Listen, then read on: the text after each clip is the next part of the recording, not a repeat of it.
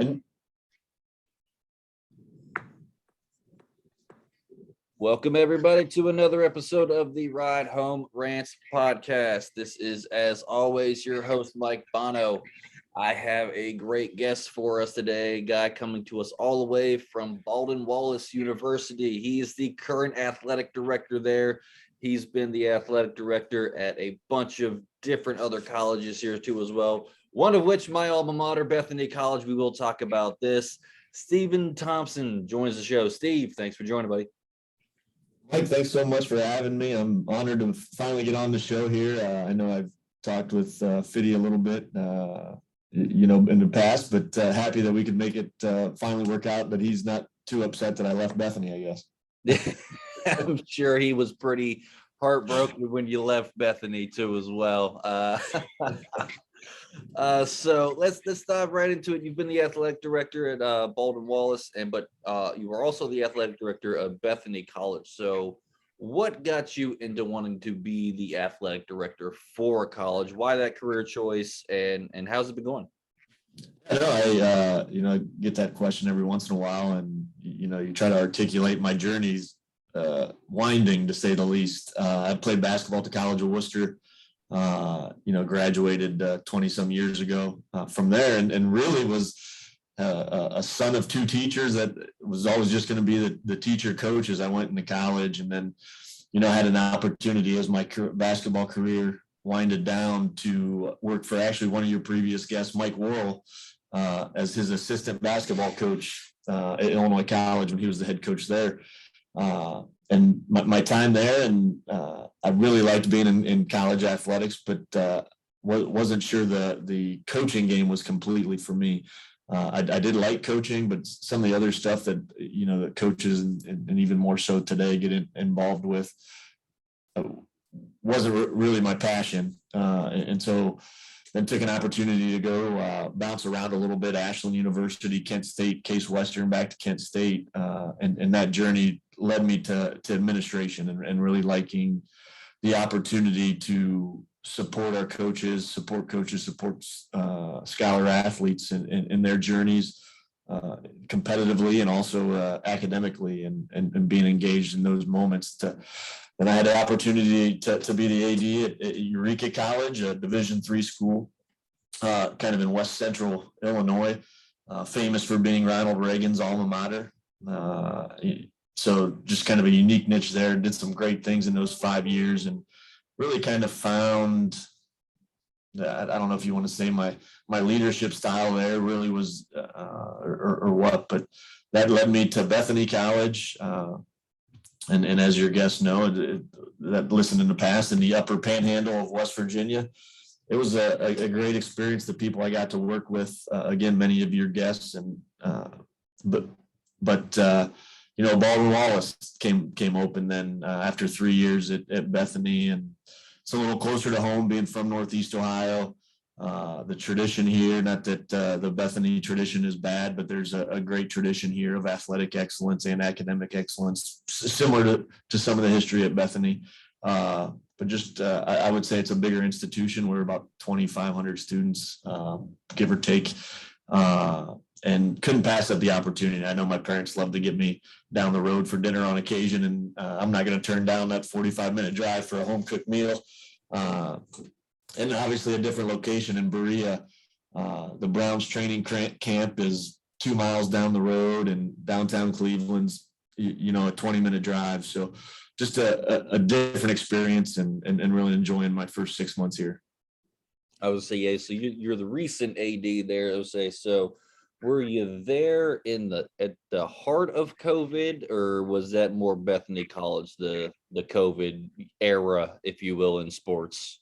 The true COVID era was my time at Bethany. I was at, to digress a little bit, I was actually in Myrtle Beach with our track and baseball teams at Bethany with Johnny, with Fiddy, and a couple other coaches. When I got the call to drive back, I had to leave the trip. They stayed down back to campus to ultimately shut down, make that tough decision to bring all our teams back home. Softball was in Orlando. Our track and baseball were in Myrtle Beach, as I said. So I came back, and 2 days later, we made the call to bring those other teams back. But I can remember sitting at the dueling piano bar on Broadway at the beach in Myrtle Beach, and sitting with Coach Upton, the track coach, and all of a sudden you see the NBA game. I'm not going to remember what the game was, but all of a sudden the guys in the white suits, they cleared out the arena, and the white suits started spraying down half the court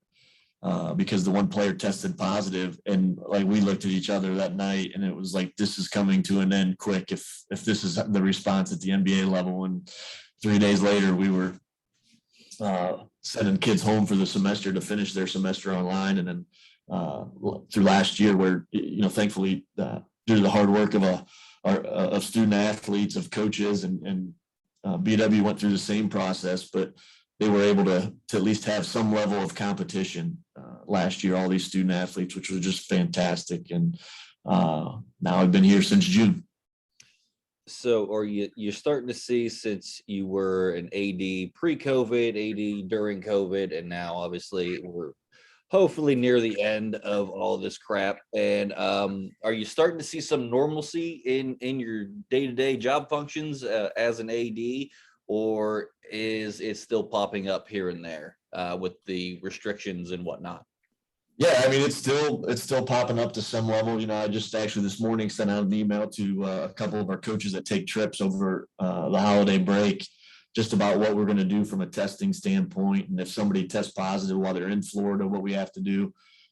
So it's still rearing its ugly head, but there is a lot of normalcy back. We had fans. We led the OAC in attendance at football, which was really exciting.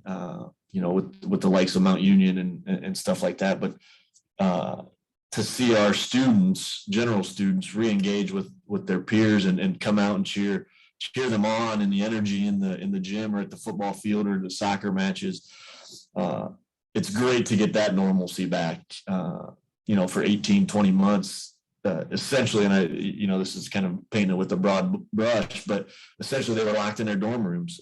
They come out for practice, go back to their dorms for classes, and now they're having more of a true student athlete experience, which is great. They get to play in front of their family and friends and compete at a high level. So it's good to have that normalcy back. I'm starting to get on the road a little bit, traveling to meet with donors and alumni, which is great. One of the more exciting parts of my job. I like that opportunity, especially when one of the trips coming up is to go watch our men's basketball team in Fort Lauderdale, December 19th and 20th, where it's 75 and sunny there today. So getting to get out of cold, snowy Ohio to Florida, I'm sure you're all heartbroken about that. Exactly. It's a balmy 27 degrees here where I'm at in Ohio. So for all the listeners that aren't here, and for all our listeners down south, I envy you in your warm weather. I know people down there. My aunt lives in Naples, Florida, and if it gets below like 75, she like breaks out her hoodies and stuff like that. I'm like, I got a tank top and shorts on in 75 degree weather. What are you talking about? It was 19 degrees this morning when I woke up. I don't want to hear 75 is cold. Hey, man, I'm actually going to Naples right after Christmas for a women's basketball game there. So I'll tell your aunt to come watch a BW basketball game. I absolutely will. I'll tell her, you need to go. You need to look this man up. It's going to be good. It'll probably be cold for you, but you'll see everybody else out in the shorts. But I will be in shorts, that's for sure. So you said you played a little bit of basketball prior to obviously graduation and all that. What was your experience like being a student athlete, and do you try to emulate your experience to your current student athletes, or try to improve upon what it was? Yeah, definitely try to improve upon. I had a great experience, College of Worcester, when I was there. At one point in time, we were number one in the country, made it to the Elite Eight. During my junior year, I think we racked off 44 straight conference wins. So I got the opportunity to really be a part of something special. And I think about what my experience was, and to our student athletes here at BW, I try to emulate some of that and then build upon it.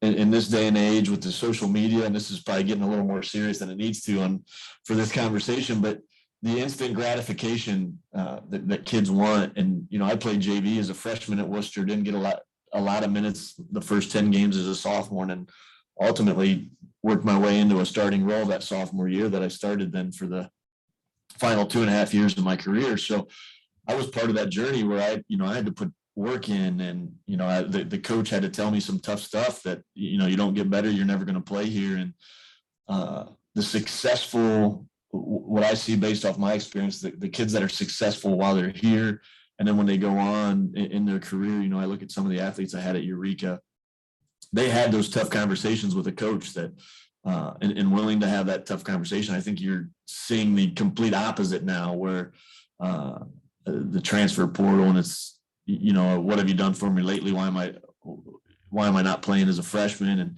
And really, I try to get into that space and share my story with our student athletes that, hey, just put the work in, and work is rewarded, I guess is probably the best way to put it. So trying to encourage our students along that, and then really just try to create this great experience from the moment you're being recruited, and what that means to Baldwin Wallace. And then, once you don the brown and gold uniform, that experience to compete at a high level, win championships. I tell our coaches that all the time. We want to win championships. And then what their journey is as an alum, and stay connected. It's great that you stay connected with your alma mater and with a lot of your friends, and those relationships are what make it last. So to some extent, I try to emulate my experience, but again, with social media and all that stuff, it's a bigger, we can do more things. We can do more exciting things, where, letting off smoke when we introduce our starting lineups, spotlights, and what that game experience is, trying to get with our students and cheer their peers on. So I'll stand by the student section. I'll get in the student section sometimes, and have some fun with them. It's great to work at a college. It keeps you, as I get older, it keeps you young a little bit, and excited to be around it. And then kind of the other thing, and I don't know where I found this along the way, but I love doing it. And they'll probably tell you, some of the athletes would probably tell you it's ridiculous, but I'm not afraid to walk into the gym and put some shots up and talk a little bit of trash. Or at one of our football games this year, a pass came way out on the sideline, and, I made the catch out of bounds, and, kind of taunted some of our guys on the sideline, teased them a little bit, and, trying to get involved with them where in the space they're at. I've continually told the track cross country coach I will not run anything in the cross country, faked a couple injuries, but I would sit here and tell you I put a wrestling singlet on and went out and wrestled for a split second one of our All-Americans that shot on me and took me down pretty hard, but it seemed like the kids enjoyed that, right? Like, it's just a different experience they see me in, but then also know that I'm a resource to help them be successful. Solution provider, that's what my job is. Yeah. A quick little story on that. When I was at Bethany, I was a swimmer there, and Fitty was there too at the time, and he was on the football team, obviously. And I've told the story a couple of times here, but it gets funnier to me every time I say it. But one of his teammates just kept ragging on me. We had that back and forth relationship where we would just rag on each other, but he started ragging on me about being a swimmer, saying it was a sissy sport and all this other stuff. Why didn't I play football and all this other stuff? I said, tell you what, my man, why don't you come hop in the pool with me? We'll do a swim workout, and you tell me how much of a sissy sport this actually is, because you're already in shape. We're in mid-season, so you should be, up to snuff, and you should be in shape, right? He goes, oh, bet, let's do it. I said, all right, let's go. And I had just got done with my workout for the day too as well. And my swim coach sees me and him walk in. He goes, what are you doing? I said, I'm going to put him through a workout. He goes, oh, you're just going to coach him through? I was like, no, I'm going to get in the pool and do it with him again. And we get in and we get through the warm up, and he looks at me and goes, oh man, that was intense. I was like, that's the warm up, my man. That's to get you ready for what we're about to do. Right. And I put him through the entire workout. And this was the second time that I had been through it. And I popped out. I wasn't really huffing and puffing. His face was red as a beet. And was limping around campus the next day. Just like, I was like, yeah, you used muscles you didn't think you had and could use swimming. He was like, I will never make fun of you for being a swimmer again, ever, ever, ever, ever, ever. And it was just, it's so funny to me that that was his experience. And then fast forward to this past summer, I did a little bit of swim coaching for a summer league here. And I had kids from 6 to 18 years old, and they gave me the more advanced swimmers, obviously, because I was a pretty competitive swimmer. Only lost my chance at the 2012 Olympic trials because of an injury. So, I mean, I did all right. And so we're putting these kids through this workout, and all of them were like, well, why do you hate us? What are you doing? I was like, I'll tell you what, tomorrow I'll get in the pool and I'll do the workout with you. And I jumped in the pool the next day, and I was like, all right, I'm going to tell you guys this. I haven't done a pool workout in over a decade. And I'm now currently like a smoker for the past 8 years. And I bet you I can do the workout better than you guys. And just me getting in the pool with the swimmers rose their level of competition in practice enough that the meet the following weekend, 4 of my swimmers beat their best times because of that. Awesome. And I get what you say when you get into the gym, you're throwing up shots and you're putting wrestlers to the test and, you know, getting in there with them and mixing it up. And yeah, I'm with you. I wouldn't run cross country though. I was a swimmer for a reason. I did not do well on land. I was better in the water. Yeah, the only swimming I do is the 50 too. I'll be honest. I'm not going much farther than down and back either. So I'll give you credit for doing that. Swimming workouts, I tell you, I am impressed by swimmers all the time. As again, the basketball guy in me, right? Part of the reason I picked Worcester was the legendary coach there told me we don't like to run. All our conditionings and practice and drills. So the stuff swimmers do, man, the amount of laps and the dry land and the kind of the wet, the pool workouts. Yeah, tough individuals.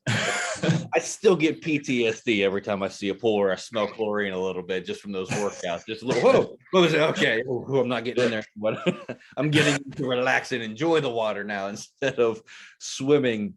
Oh, I think Bethany, I think I was swimming anywhere from 6 to 7 miles in a practice.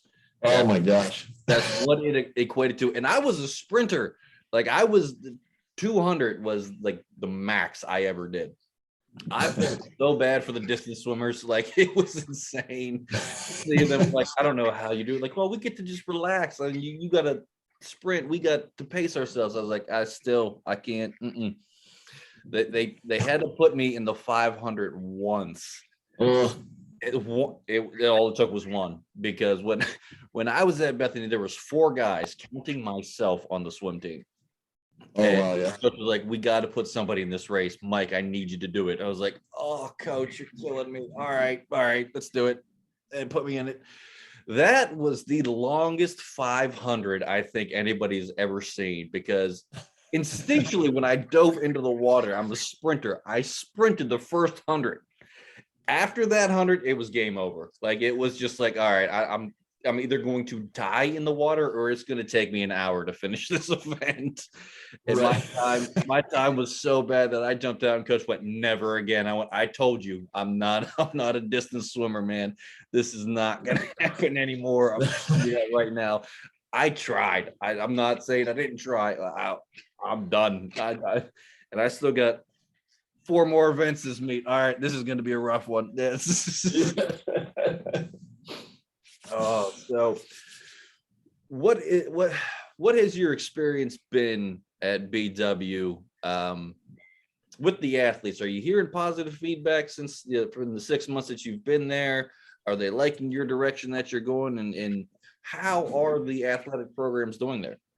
That's a really good question. I hope they like where we're going, I guess. I've had some great interactions. I am constantly amazed, and this again, kids at Bethany are the same, but I'm constantly amazed at the resiliency they've shown through that 18-20 months of the pandemic. So I think they're excited for my arrival and my leadership.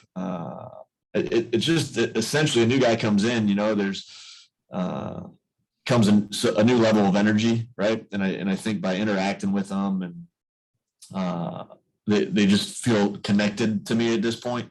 I haven't had to give much bad news, right? So that helps. So that's always a good thing, I'm sure the ones that if I got to give them bad news, they won't like me. But we've had a really good semester so far. We're in the midst of finals right now, as you and I are talking. But football finished 8-2, second in the league. We were picked sixth. Our head coach was coach of the year, so kind of a big football season for us. I mentioned that we led the OAC in attendance there. Cross country, we had two young ladies on the cross country team that were just dynamic. Hope Murphy ended up winning the OAC individual cross country championship and went to nationals, so that was exciting. And then now we're into our basketball, wrestling, swimming seasons. And you mentioned swimming. Bethany was actually up here this past weekend. I was out of town, unfortunately, but the Yellow Jackets kind of took it to them a little bit. So it was a tough day for the Bison in the pool. Yeah. But our women's basketball team's 20th in the country. Our men have been playing really well. I think Trine was number 7 in the country. We lost to them by 2 on a last second shot. So took them wire to wire. That was exciting. And then wrestling, I think, is number 5 in the country, or they might be up to number 3 now. So our winter sports are really taking off right now, and it's exciting. Is the OAC, the conference, is really a high level Division III competitive conference, and so it's been fun to watch and fun to watch them compete. And that at the end of the day, why one of the reasons I love my job is I can have the best seat in the house. That the legendary women's basketball coach here, Sherry Hare, she's been here 31 years, won all kinds of championships. If I want to sit by her on the bench, she can't really tell me no. So I don't want to. She's too intense for me. But I joke with her every once in a while that one of these days I'm just going to sit down beside her on the bench. She can't do anything about it. But I get to my kids at the football games, or I took my daughter to Hampton, Sydney. We played down there in Southern Virginia, our first football game. That was a great trip just to have with my daughter with me. And I've done a little bit of that with my son. So that's the best part of the job, is seeing my kids get to interact with these 18 to 22-year-olds and watch them compete and cheer for them and watch their growth. So I would say things are going well. We kind of take a break this week because of finals. So wrestling travels to North Central on Saturday. In Illinois, we host a doubleheader, men's and women's basketball doubleheader this Sunday against Marietta, which will be a big one. Marietta's men's team's really good. So that'll be big. And then our swimming team leaves Sunday for Florida. So they're looking forward to get down there and do their training trip. And so while it's quiet, it's not quiet. And I'm going to look forward to those couple trips I got planned to go watch our students compete. And again, I think that's, they like seeing me there. They like seeing people back in the stands, not just me, but their peers and their fellow coaches and stuff cheering them on. So there's a lot of forward momentum. The other big thing I'd probably plug is this past Tuesday, November 30th, is that nationwide day of giving. It's Black Thanksgiving, Black Friday, Small Business Saturday, Cyber Monday, and then Giving Day. We raised over $109,000 for to the university. About 80,000 of it will go to athletics, which was just a fantastic kind of first year we've done that. And squeezing it into my time, we started planning, just over a month ago to raise 6 figures was fantastic and really exciting. So to see our alumni support that and the way our alumni have come out to games has been fantastic. So just been blessed this semester, just really blessed. That's awesome to hear, especially about the donations and everything like that, because as someone who knows how much Bethany's swim program has grown, that's a 2-hour drive to watch a swim meet for me. And I love you guys. I love this Bethany swim team. I'm not driving 2 hours to sit in the pool room in the natatorium to watch y'all swim. We need to bring back the streaming at Bethany and then put it online so I can watch some of the swimmers compete. I love seeing the competition and hearing how well BW is doing there. That's awesome to hear.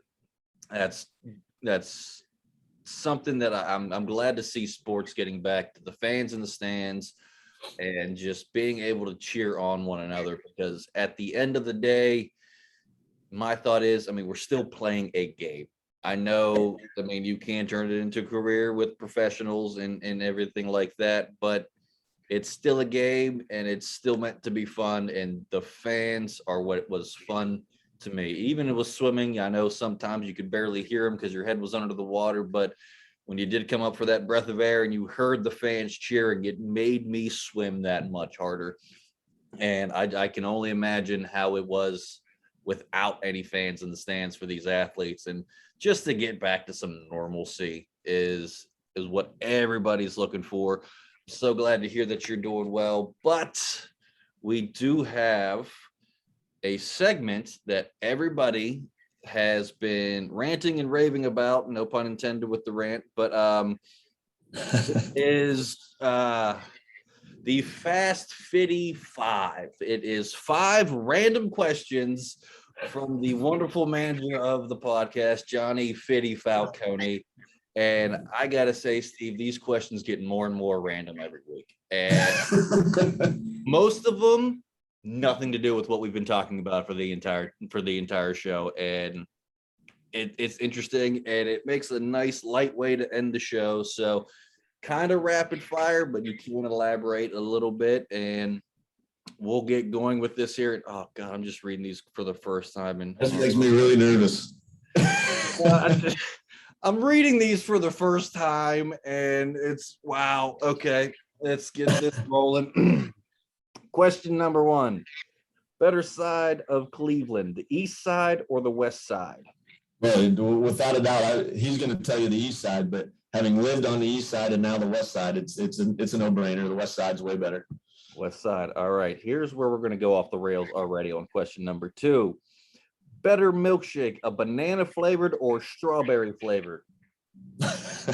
Strawberry, preferably from Swenson's. Preferably from Swenson. All right. Who wins the championship first, the Browns or this is going to be painful, or the Guardians, the Indians? I'm going to say the Indians. Yeah, I'm still not over that. I'm going to say the Browns, and then kind of to elaborate and go off the rails first, I got to cheer for the team that's down the road, right? We share Berea, Ohio, and their training complex, so it'd be great to see them win while I'm at BW. But also, I'm a former card-carrying season ticket holder of the Cubs, so I actually rooted for the Cubs versus the Indians in 2016, and you can't see it behind me, but that's Chicago Sun-Times signed by Ben Zobrist, who was the MVP because he was actually from Eureka, Illinois. So we did a coming home party for him while I was at Eureka College, and he came and spoke to the town and everything. So as much as it'd be great for the Indians to win, I'd hate for them to win like first year as the Guardians. Yeah, that pains me to even say the name anymore. All right. Would you agree or disagree with this statement? The restaurants in the general Weirton and Wheeling, West Virginia, and Steubenville, Ohio area vastly underrated for how good their food actually is. But vastly, I'm a big fan. Figueretti's, man, I can think of a couple that. But yeah, there's some really good restaurants in that area that are vastly underrated, and you got the Figueretti's. I think is probably the one that stands out the most. Just the rich Italian heritage there, and family owned for generations is just really good, and probably one of the places I stop now whenever I go back there. I think I've been there 2 times since I've left Bethany in June. So I'm drawing a blank on a couple of restaurants in Weirton. I can picture where they are. It's terrible, but yeah, vastly underrated. Yeah, I miss the food back home so much. I grew up in that area, and just the food is. I don't know how I'm not 700 pounds, to be honest. Like it. The thing that'll probably take you off though. This is my only complaint of the food there. The Carlos pizza, I can't buy into the cold cheese on top. We're gonna fight now, DeCarlos. I'm perfectly fine. Like I will eat DeCarlos the day after, like, and I love it. But I just the cold cheese on top, I can't get by. And the first time I went to DeCarlos, this is the new guy in town to Bethany, West Virginia, and everybody's telling you got to try DeCarlos. There was 4 of us, and so I ordered it. I called in and I was like, "Can I get an extra large pizza?" And they're like, "How many people?" I was like, 4. He's like, "You really want that much?" I said, "Oh, I better get 2 then." So I ordered 2 just to have leftovers. Cost me like $70. It's cash only. I didn't realize it was sheet pizza. I took out 12 boxes of sheet pizza because I had no idea. Warned you. No, they didn't say a word. I had to go to the ATM into Carlos to get more cash out when they told me the price because they didn't tell it to me over the phone. I'm like, it's this much. Yeah, I was just saying, you walked out with like every box they had with an extra large pizza from DeCarlos. All right. Last question here. Is Rocky Balboa overrated or underrated? Rocky Balboa. Is that as the individual or is the newer Rocky Balboa movie? He doesn't specify. It just says is Rocky Balboa overrated. So we'll go with both. We'll just go with both. I've not seen the newer Rocky, but I'm going to give you a total Bethany side story that you'll appreciate. But I do like the original Rocky movies from back in the day, climbing up the steps, all that. But a weird Rocky connection. One of my last trips before the pandemic, the NCAA convention was in Anaheim, California, and I drove up and visited a Bethany alum who was, I think, 8-time All-American in swimming. I could be getting that wrong, but Jimmy Veras was a swimmer in the late 60s, early 70s. He is really, really good friends with Sylvester Stallone. And so he had all kinds of pictures and all that from hanging out with Sly, and he had Sly's dog at his house when I was visiting.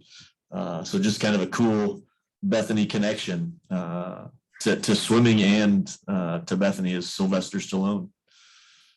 That is the best thing I think I've heard on this show, and just in general, that somebody from Bethany who was a swimmer knows Sly.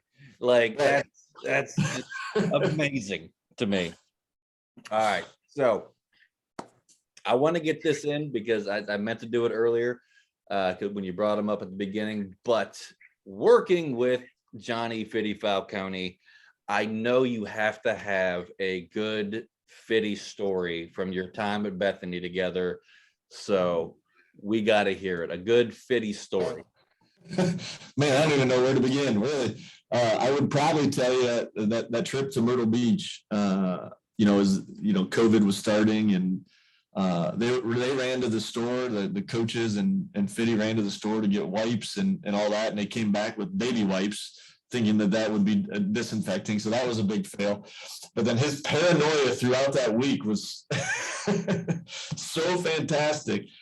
But and I have to give him a little credit. A lot of the stuff he was breathing and saying was dead on accurate. But I mean, he was wiping down every surface, had the hand sanitizer bottle, all before the pandemic really hit, and it was quite the experience. Having him in that, sharing the same condo with him and all that, and his paranoia. So that's a good one. The other probably quick, funny one is he sponsored a track meet in his name while I was there, made a donation to name the track meet. The amount of people that asked if he had died. What happened to Johnny Falcone? And so unwittingly, I guess, he did something really great for the institution, but people were really concerned that he had passed away. Can't donate if you're dead, people. That's just Right. His name was on it, so they thought it was the memorial Johnny Falcone track meet, but it was just the Johnny Fitty Falcone track meet. But it got twisted a little bit. But that is hysterical. I'm gonna get on him so much about that. I did not know that. He is not gonna hear the end of that from me. Get on him with that, and then get on him about his time in Myrtle Beach and his paranoia. And there might be a couple other stories that aren't cut for air, so he can share. I know where his paranoia can lead him to, and it's fantastic and terrifying, like all in the same sense. He goes 0 to pandemic in like no time flat. It's just yep. Exactly. But since we are running down near the end of the show, I give every guest this opportunity. I'm going to give you the floor for a minute. Why BW? Why the athletic program there? Anything you want to get out what's going on, and maybe find some more recruits for you. Yeah, no, I love it. Yeah, Baldwin Wallace. It's a great institution. Obviously, I'm blessed to be here.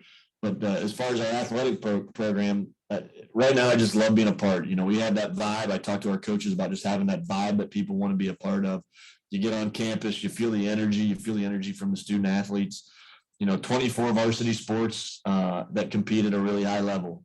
So if you want to compete at a high level and live just outside of Cleveland, Ohio, I mean, there's a lot of pluses to Baldwin Wallace at this point in time, and a rich tradition of successful athletics. So be a part of something really great. We'd love to have anybody interested, reach out to me, and I can connect them to the coach or whatnot to begin that recruitment process and hopefully see them wear some brown and gold. Awesome. Yeah. Everybody out there, for all the listeners out there, you need to look this institution up. It sounds fantastic. The college athletics, they beat my Bethany Bisons in swimming. So what more could you ask for there? And anything else? But you heard all the national rankings in the middle of the show here. So you're going to a great institution, especially for the athletics too, as well. But that is going to do it for this week's episode of the Ride Home Rants podcast. Steve, I want to thank you again for joining us. This was a blast. The Fitty stories were so on point. And I got to tell you, I think off the air, me and you were still going to fight about this DeCarlos thing. But thank you for coming on. Mike, thanks so much. Happy to be here and glad we had a chance to connect. Absolutely. So that is going to do it, everybody. As always, if you like the show, be a friend, tell a friend. If you didn't, tell them anyways. They might like it just because you didn't. That's going to do it for me. And I will see y'all next week.